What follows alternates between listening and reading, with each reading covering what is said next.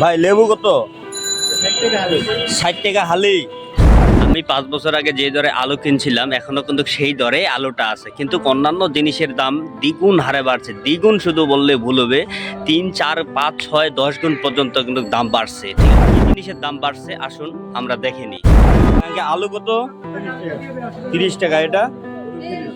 এটাও 30। টমেটো কত?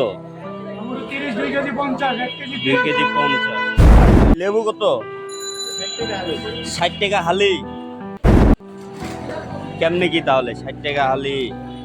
হ্যাঁ, লেবু দ্বারা তো অসম্ভব ইফতারি করা। 50 আর এটা কেন? এটা আবার 100 টাকা হওয়ার কারণ কি? হ্যাঁ, ও এটা দেশি। এটা দেখতে তো সেম কোয়ালিটি মনে হচ্ছে। লেবু কত করে? 60 টাকা।